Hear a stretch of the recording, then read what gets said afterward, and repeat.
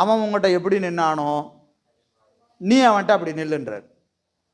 பெத்த காலத்து ஆன்மாக்களிடத்து பரமேஸ்வரன் எப்படி நின்றானோ அப்படி முத்தி காலத்து ஆன்மாக்கள் பரமேஸ்வரனிடத்து நிற்கணும். இப்போ அவன் நம்மகிட்ட எப்படி நிற்கிறானோ அப்படி நீ அவங்ககிட்ட எப்படி நிற்கணும்? முத்தியில் நிற்கணும். இப்போ எப்படி நிற்கிறான்? எதை செஞ்சாலும் நான் செஞ்சேன்னு சொல்கிறோமா இல்லையா?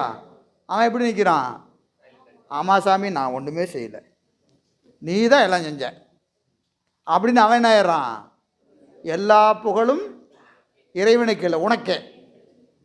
எல்லா புகழும் உனக்கேன்னு அவன் என்ன ஆயிடுறான்? சைலண்ட் மோடில் போயிடுறான். எப்போ? இப்போ செய்கிறது பூரா அவன்.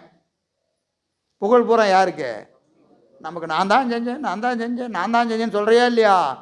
அப்போது அவன் எப்படி நிற்கிறான்? தன்னை காட்டாது மறைந்து நின்றுக்கிறான். இப்போ எதை செஞ்சாலும் யார் தெரியுறா?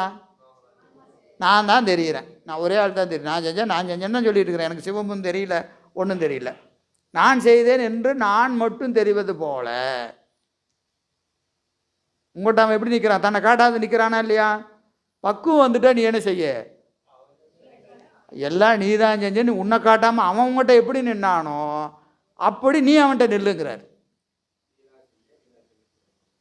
அவன் இப்போ என்ன சொல்லியிருக்கிறான்? ஆமாம், நீ தான் செஞ்ச அப்படின்னு சொல்கிறானா இல்லையா? எப்படி சொல்கிறான்? எல்லா வேலையும் செஞ்சுட்டு, இது ரொம்ப முக்கியம், எல்லா வேலையும் செஞ்சுட்டு என்ன சொல்கிறான்? நீ தான் செஞ்சேன்னு அவனுக்கு ஒன்றும் சங்கடமே இல்லை. ஆமாயா, நீ தான் செஞ்ச அப்படின்னு சொல்லிட்ட. நீ என்ன செஞ்சால் போதும்? நீ ஒன்றும் செய்ய வேண்டாம், அவன் செஞ்சதை அவன் செஞ்சான்னு சொன்னீங்கன்னா போதும். நீ அங்கே போய் நின்றுக்கிட்டு எல்லா வேலையும் நான் செஞ்சுட்டு நீ செஞ்சேன்னு சொல்லுவானா? நீ அவ்வளவெல்லாம் சிரமப்பட வேண்டாம், அவனே எல்லா வேலையும் செய்வான். நீ என்ன செஞ்சால் போதும்? ஆமாப்பா, நீ தான் செஞ்சேன்னு சொன்னீங்கன்னா போதும். அதுக்கே முடிய மாட்டேங்குது பாருங்களேன். அதுக்கு நமக்கு அவ்வளோ கஷ்டமாக இருக்குது. வேலையை பூரா செய்கிறது அவரு, நமக்கு என்ன ஆமாம் நீ தான் செஞ்ச அப்படின்னு சொல்கிறதுக்கு என்னது வாய் வரமாட்டேங்குதே. அப்படி வந்துட்டா ஏகனாகி நிற்கிறவன்னு அர்த்தம். அப்படி நின்னா ஆணவ மலம் கெடும்.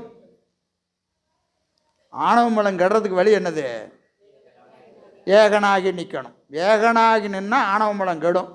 நமக்கு ஆணவ மலம் கொஞ்சமாவது குறைஞ்சிருக்கா அப்படிங்கிறது எப்படி டெஸ்ட் பண்ணோம்?